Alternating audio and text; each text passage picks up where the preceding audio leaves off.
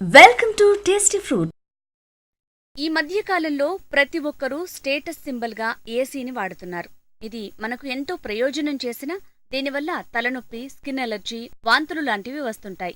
అప్పటి వరకు చల్లగా ఎయిర్ కండిషనర్ గదిలో ఉండి వేడి ప్రదేశంలోకి రాగానే ఇబ్బంది పడతారు. దీనివల్ల శ్వాస సంబంధిత సమస్యలు తలెత్తుతాయి. దీని నివారణకు కొన్ని మార్గాలు చూద్దాం. ఏసీ గాలిలోని తేమను పీల్చుకుంటుంది కాబట్టి దానివల్ల చర్మం పొడిబారుతుంది. నీళ్లు బాగా తాగటం వల్ల దాన్ని కవర్ చేయొచ్చు.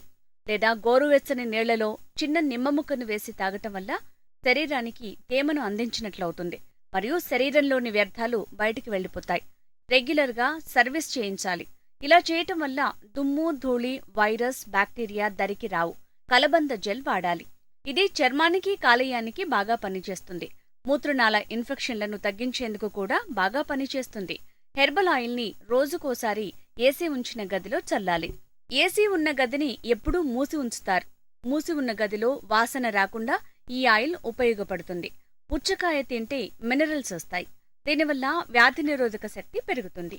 ఆక్సిజన్ విడుదల చేసే మొక్కలను ఏసీ గదిలో ఉంచాలి. ఏసీ ఉన్న గదిలో ఆక్సిజన్ ఉండదు. ఏసీని వదిలి బయటికి రాని వారికి మాత్రం ఆరోగ్య సమస్యలు తప్పవు. ఒక్కసారిగా ఉష్ణోగ్రతల్లో మార్పు ఉండకూడదు. ఏసీ ఉష్ణోగ్రత 18 కంటే 25 ఉంటే చాలా మంచిది.